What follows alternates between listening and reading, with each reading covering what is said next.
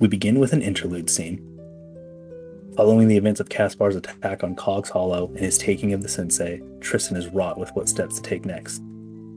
After a few days of preparing for a journey, Tristan sets out to the nearby town of Dawning, which is believed to be the hometown of Caspar.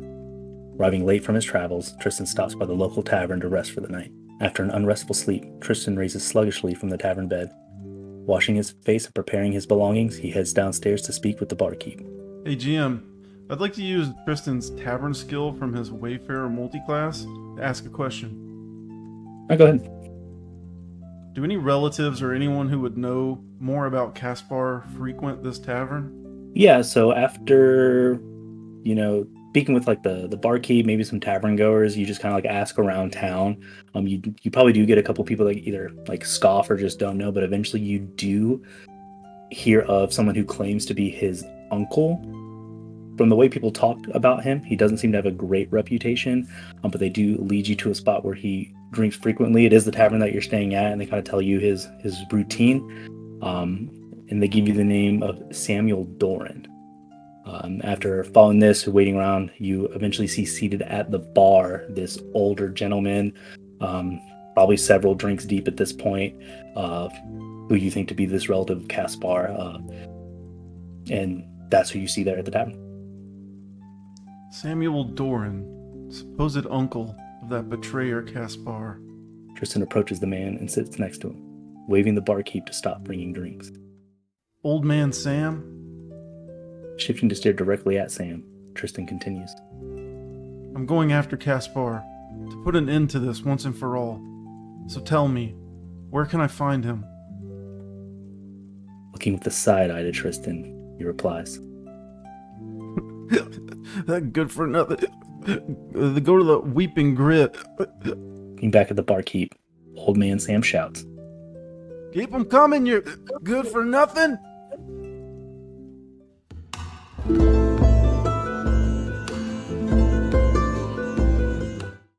Welcome in, Shield Brothers and Shield Maidens, to Shield's Rest. I'm Brown and I'm joined by Fry. We're continuing our dive into Fabula Ultima with Chapter 4, Character Creation. We're also going to cover the classes and some of their unique abilities. Let's get into it. Arcanists can fall into a deep trance and temporarily project a considerable portion of their soul outside the body, giving it physical form. Surrounded by this magical shroud, the Arcanist gains a variety of supernatural abilities. These summoned forms are said to be manifestations of the ancestral souls belonging to mythical entities of legend known as the Arcana.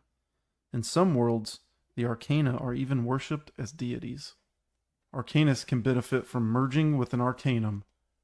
This allows them to choose to summon from 9 different Arcanum, each with their own unique domains to take advantage of. Chimerists gather their power from the souls of the monsters and beasts they encounter. By manipulating their inner wild energies, these mages may mimic the magical abilities of monsters and have reached a supernatural understanding of feral creatures. Chimerists frequently rely on their toughness and physical prowess in addition to magic. They are often seen traveling the world in search of rare and enchanted creatures. In particular, Chimerists can learn the skill Spell Mimic. This allows them to learn a spell they see casted by a beast, monster, or plant. They also get to record the species they learned it from. They can learn up to their skill level +2 Chimera spells in this way. They can get a good repertoire of abilities from these creatures.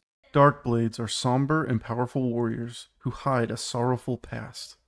Due to tragic experiences on the battlefield or in personal life, their souls have developed an affinity for pain and shadow energy. An unlikely hero, to say the very least, a Darkblade may now sacrifice their life force to unleash mighty attacks, and is able to draw resolve, power, and even knowledge from the suffering they experience. By coupling the Darkblade skills of Agony and Heart of Darkness, when in crisis, you can bond with hatred towards a target to increase your accuracy checks against them, and also recover skill level ×2, hit points, and mind points. An Elementalist has learned to channel the souls that flow within the basic elements of creation: air, earth, fire, and water. Some of them develop complex spells to contain the powerful energies of nature, others seek its protection in harmony and communion. Elemental magic can be highly destructive, causing damage and inflicting negative status effects. Due to this, there are many who would covet an Elementalist's abilities, often for nefarious purposes. So if you're someone who appreciates having a heavy reserve of spells, then you'll appreciate the elemental magic skills that the Elements has access to. In particular, you have spells like Thunderbolt that allow you to inflict 25 plus your high roll and bolt damage. Entropists, high above the stars where their lights do not shine, lies a bottomless void where life and soul withers and transforms in unfathomable ways. The realm is a non-reality, an endless expanse of chaos, impervious to the laws of time, space, and probability. Entropists refer to this realm as the cosmos, the heavens, or quite simply as Lady Luck. They are among the few gifted with the ability to channel its reality-bending energies. This is the class for those of you who want the fate of the dice to decide. By choosing entropic magic and taking the gamble spell, you can do just that. Furies never know when to quit. In battle and life, they are energetic, determined, and often restless. Whatever ideals or desires drive their actions, they will stop at nothing and risk everything in order to achieve them. Some Furies undergo a rigid training in order to control their emotions. Others simply see might as the solution to all problems and are constantly on the verge of letting rage get the best of them. For Furies, they can take the Frenzy skill, which will allow you to drastically increase your chance to hit hard and often, and it will also increase your chances to land critical successes. Proud and selfless, Guardians are individuals who know the value of life and are willing to sacrifice themselves for a person, nation, or ideal they have sworn to protect. They are often extraordinary and impressive individuals, such as valiant soldiers or veterans scarred by 1,000 battles. While some Guardians may appear loud and boisterous, many are simply masking the tormented memory of those they failed to protect. If you've ever wanted to roleplay as Goofy from Kingdom Hearts, then pick up the dual Shieldbreaker skill and use your shields as brawling weapons that increase with damage depending on your defensive mastery. Loremasters are known for their insatiable curiosity and appetite for discovery. They firmly believe that knowledge equates to power and would often trade all gold in the world for a chance at solving a good mystery. Unfortunately, a majority of Loremasters tend to be aloof and easily distracted, rarely concerning themselves with pragmatic matters, to the point of sometimes failing to realize the darker implications of their discovery. You know how they say knowledge is power? Well, this skill from the Loremaster allows you to replace one attribute during an accuracy check with your insight die, allowing for maximum intelligence plays. Some are graceful and ever smiling, others are subtle and witty. Orators are as good at reading someone's heart as they are at rounding up allies for their cause, sometimes unintentionally. The words of an orator may rekindle spirits or plunge their opponents into despair. Over the centuries, some orators' talents have brought entire nations to ruin, and just as many have granted fallen kingdoms a chance to rise from their very ashes. For those who want to have a heavy hand in how the story is written, the skills Persuasive and Unexpected Ally allow you to help with the completion of clock objectives or request aid from non-hostile creatures. Be they criminals, rebels, or spies, rogues are more than willing to play dirty in order to get what they want. Rogues are generally quick, witty, and elusive. While a few of them are infamous for being mostly concerned with their personal wealth and profit, many see themselves as fighting against injustice, tyranny, or social exclusion. Tragically, it is quite common for rogues to end up being painted as threats by those same people they fight for. Taking the skill Soul Steal will not only allow you to add your enemies as literal trophies to your collection, but will also allow you to sell them for a few zenit to pay your bills. A majority of sharpshooters are exceptionally good at dealing with threats from a carefully calculated distance. Others are brave, skilled, or reckless enough to engage their foes at point blank. While many of these skilled snipers are battle-hardened soldiers, some have turned to a life of piracy, bounty hunting, or banditry. A few have put their abilities at the service of the people, or use them to protect a sacred or forbidden site from intruders. The skill Warning Shot pairs nicely with the Rogue class, allowing you to forego damage and inflict status upon the target, enabling higher damage from the Rogue's Cheap Shot skill. Spiritists have developed a powerful connection with the raw aspects of soul, emotion, energy, life, and death. They wield power both miraculous and frightening, and are quite often affiliated with cults or religions. Several worlds see the powers of Spiritism as gifts from a deity or proof that a person's heart is pure. However, there is no definite proof of these abilities coming from anything but discipline, empathy, and focus. If you enjoy taking the balance of life into your hands, the skill Vismagus allows you to cast your spells at the cost of your HP when you don't have enough MP to do so. Tinkerers possess exceptional ingenuity and are known for their eccentric and marvelous inventions. They travel the world in an endless search for lost theories and ancient machinery, eyes glimmering whenever they witness the wonders of architecture and engineering. In a way, tinkerers could be seen as the ultimate dreamers and rebels, challenging the very rules of nature and society in their pursuit of a better future. True visionaries can work projects daily with great effort, though the skill Gadgets also allows for them to choose between 3 options. Magitech, for example, gives you a magic cannon that can be one of 6 different damaging types. Nomads searching for a fabled continent, explorers braving the wild, grizzled hunters and travelers have one thing in common. They are wayfarers. While the majority of heroes travel the world during their adventures, wayfarers live for the journey. They are always eager to visit new places and learn from others. In the eyes of a wayfarer, the wilderness is neither foe nor an ally, but rather a stern teacher who can reveal many forgotten truths. If you're in it for the journey and need a friend, the skill Faithful Companion allows you to gain a beast, construct, elemental, or plant to stand by your side. Weaponmasters spend years upon years honing their close combat arts. Most of them display remarkable skill with a variety of weapons. Others have trained to become one with a specific armament. Many weaponmasters follow and protect someone out of love or loyalty, but there are also those who tirelessly wander the world seeking worthy opponents, legendary magical weapons, or capable teachers.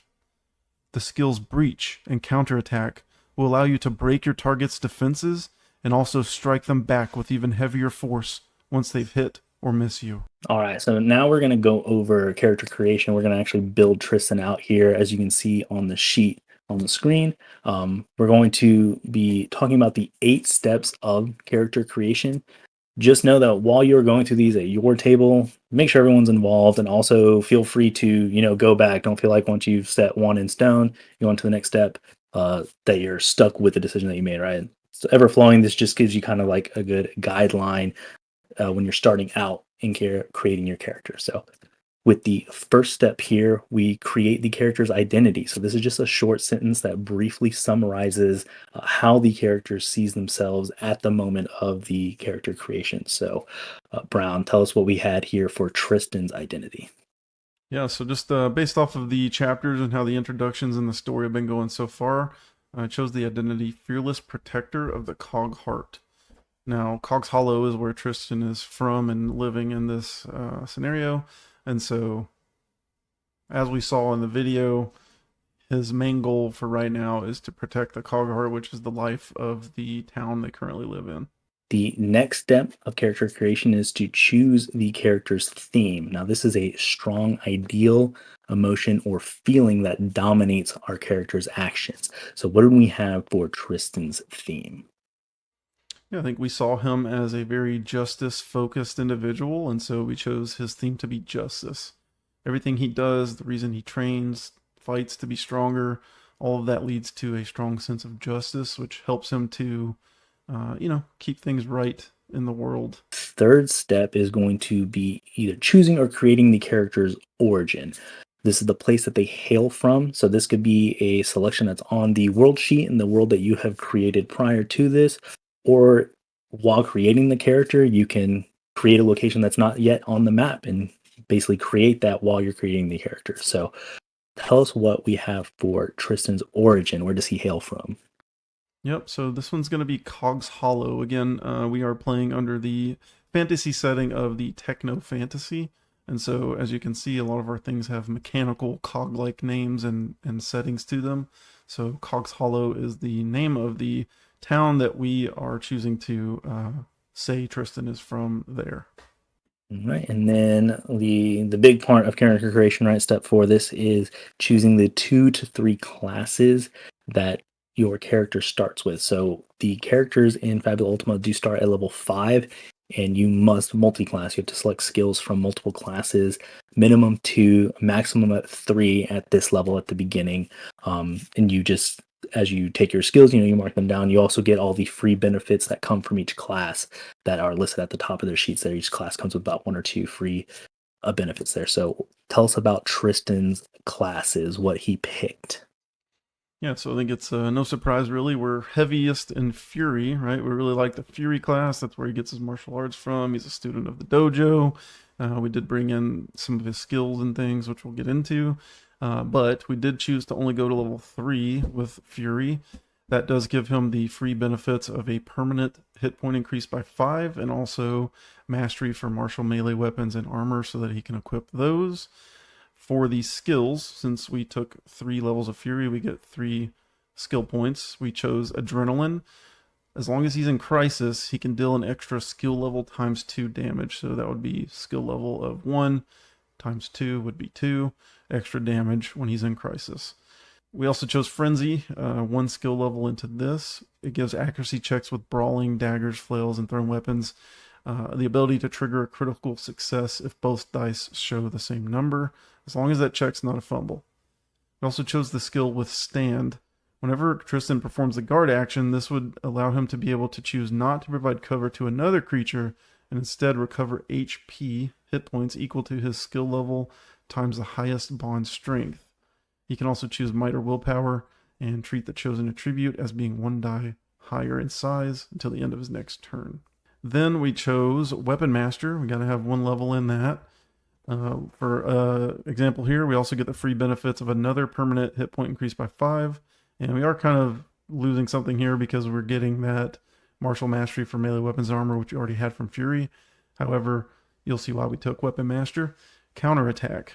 This skill allows, after an enemy hits you or misses you with a melee attack, if the result of the accuracy check was an even number, you can perform a free attack against them, and it must be a melee attack and must have that enemy as its only target. The only thing is here that you won't get your you'll treat your high roll as a 0 when you calculate damage dealt by the attack. Just felt that was very martial arts like. He would be also striking and counter striking when he can, so I felt like Weaponmaster was an obvious choice. And then just the way that the story's been going, Tristan's kind of alone, right? He doesn't have his own party or group yet, so it made sense to grab a level in Wayfarer. And this gives him a permanent inventory point increase of 2, which I'm sure we can find lots of fun ways to use that. But we did also quickly pick up the skill Tavern Talk. So whenever you rest inside an inn or a tavern, you can ask the game master up to skill level, which is 1 in this situation, questions about your surroundings and the people who live here. So in the beginning of this video, the intro, this is how we discerned where Caspar's relative might be and find more information on where he could have gone or where he went. Awesome. All right. And then we have the attributes. So for Fabula Ultima, every character has 4 attributes. You have Dexterity, Insight, Might, and Willpower. When you're setting your scores for the attributes, like we've discussed previously, you're actually setting the die size of that. So instead of like a solid number, bonus of maybe like a +1 or -1 or anything like that, you're assigning a die size to the attribute that you will roll whenever that attribute is called for. So if it's Dexterity Insight, whatever the attribute die size is for your Dexterity Insight, those are the 2 die you are going to roll. So tell us what Tristan's attribute scores are and how you assigned those die sizes for them. Yeah, and so in the book, there are a couple of profiles that you can choose from, right? So with Tristan, I just went with the average profile. So we get a D10, 2 D8s, and a D6. Obviously, being a martial artist, I felt like his highest skills immediately needed to be dexterity and then probably strength, right? He's going to have some of that. And then also, he's got like a keen mind and sense of things. So dexterity 10, insight and might both 8, left willpower with a 6. Not that that's any less important, but just felt like that's where the 6 had to go. Once you get all that done, you start to calculate all the kind of odds and ends of the character sheet here. So in particular, we're determining hit points, mind points, inventory points, defense, magic defense, and then finally the initiative modifier. So let's break down Tristan's kind of odds and ends points here and tell us how we got all those. Yeah, so your maximum hit points are equal to your total's character level. So we're level 5. Plus 5 times your character's base might die size. So taking the might size of 8 times 5 is a 40, plus our level of 5 is 45. However, we have 2 permanent HP increases of 5 each, so from 45 to 55 total, thanks to our Fury and Weaponmaster classes. Then we also have the Crisis, which is just half of your HP, right? So it always rounds down in this game. And then our maximum mind points are equal to our total character level again, which is 5, plus 5 times your character's base willpower die size. So 6 times 5 is 30, plus 5 would be 35 mind points. Next we have our inventory points. So the maximum is 6. However, since we took Wayfarer, we get the additional 2, giving us 8 inventory points, which is pretty solid. Next we have our defense. So this would be just equal to your current dexterity die size, which would normally be a 10. However, getting a little ahead, we have some armor that'll factor in later. Our magic defense is equal to the current insight die size, so that would be an 8, also factoring in armor stuff later. And your initiative modifier is 0 by default. All right, and then rounding out the decisions you have to kind of make with your character is purchasing your equipment. So you're going to start with a budget of 500 Zenit to purchase whatever equipment that you want. Then you're going to add any leftovers to a roll of 2d6 times 10, and that is going to be the initial pot of money that you have. So buy what you need, whatever you have left over, you'll do that math at 2d6 times 10, add your change, and that's what you'll start the game with. So just kind of depends on how much money you want to start with, B, what kind of equipment you want to have. So tell us about what Tristan is going to start off with here. Yep, we immediately spent 150 Zenit to grab the combat tunic. That gives us a +1 with our dexterity dice for our armor, so that went from a 10 to an 11. And also same for the magic defense, it's a +1, so we went from an 8 to a 9. We also picked up 2 iron knuckles. These are 150 Zenit each, so we're at 450 total spent Zenit, 50 remaining. The iron knuckle is a dex plus might weapon that gives high roll +6 physical damage.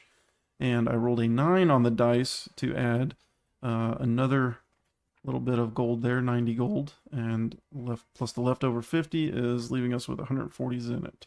And then finally, you kind of describe your character, right, to everybody around the table and choose their names and their pronouns. So we have, of course, named Tristan, and he goes by he, him pronouns. We kept it pretty simple on this one. So that is Tristan's character sheet. All right, and that is going to wrap it up for Chapter 4, Character Creation. We definitely appreciate you guys watching, like always. Look forward to our next Chapter 5, where we're going to cover some of the Game Master rules and mechanics. And until next time, keep that shield wall strong.